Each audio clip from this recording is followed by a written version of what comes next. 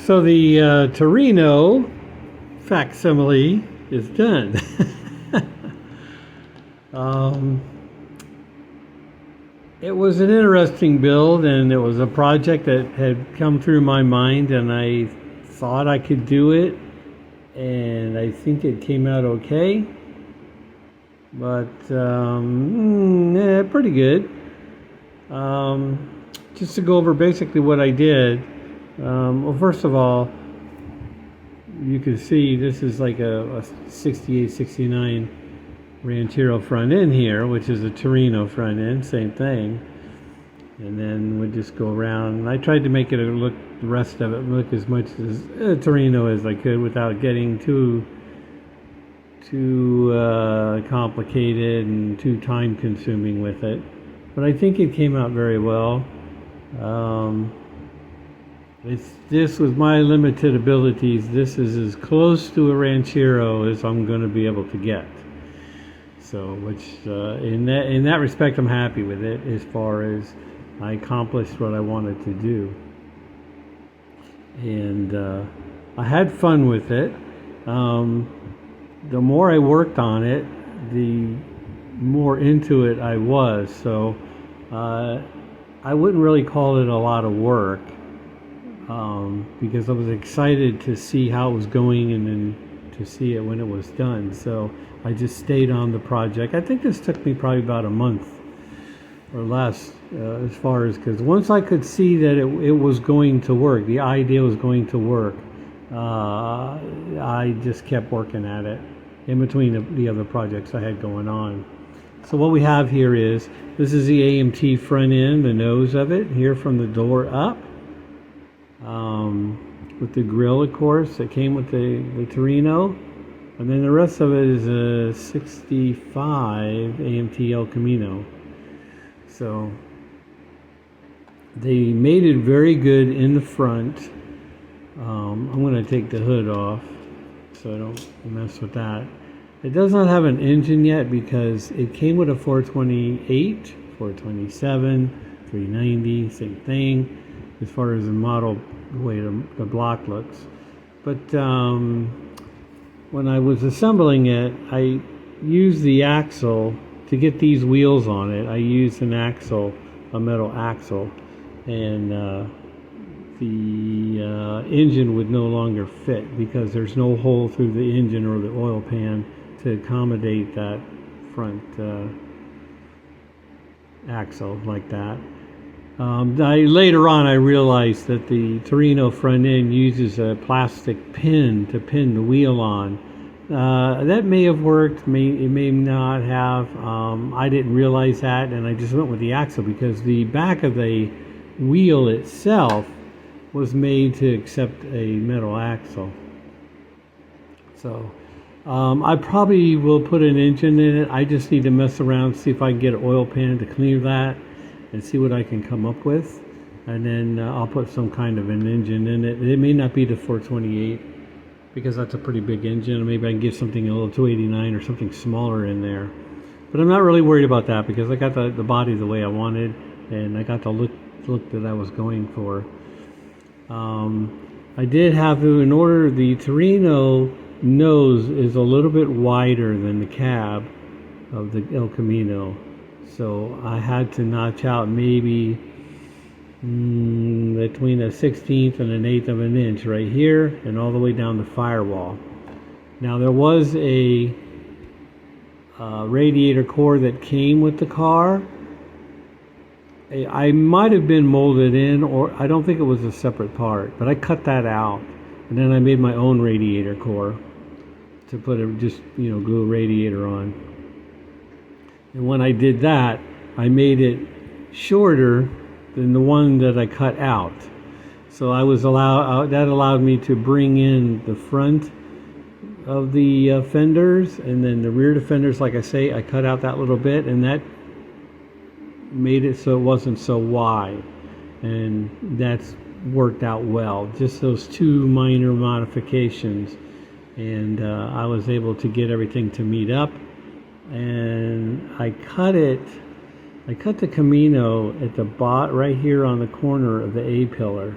So this cowling and the bottom where the window goes is part of the Torino front clip. And they matched up pretty good, as you can see. I've got the El Camino window in there. And I did use the dashboard out of the Torino because I just thought it would add more to this being a Torino instead of an El Camino. So there are some minor differences between the El Camino body and the Torino body, notably in the back with the taillights and such. But those modifications would have required a lot of body work, which I'm not a fan of body work. And it probably would have been beyond my ability anyway. So this way I got a happy medium. It's like I say, it's as close to a Torino as I'm going to get. I didn't modify anything on the bottom. I simply painted it another color red that I had. These here I painted black because I could not get the chassis up any further, and that's okay because I would have had to stuff the wheel up in there, and I didn't want the vehicle to look like it was lowered. I wanted it to look like it was a stock height. So what I did was, as an optical illusion, I painted these black, and then when it's sitting, you can't see below the doors. So that gives it a thinner look here, and with that simple change, made it look good. So, and that's really it. I did use the Torino bumper in the back. I just used a decal for my decal stash. And this hood scoop came with the Torino, so I put that on there. I wanted to put some decal stripes or something on the side, but I didn't have anything in my decal box that I thought would look good or would work. So I thought it better just to leave it alone.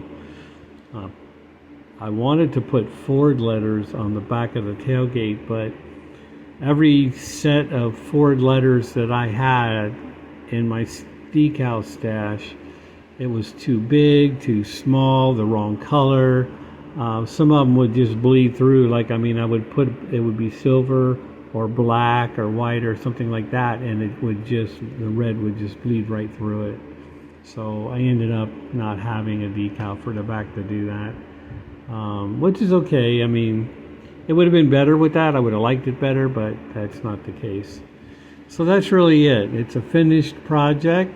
I think anybody that has a minimum ability of body work like I do, like I say, if you could cut it right down here in the middle on the back on the firewall, and then make your own.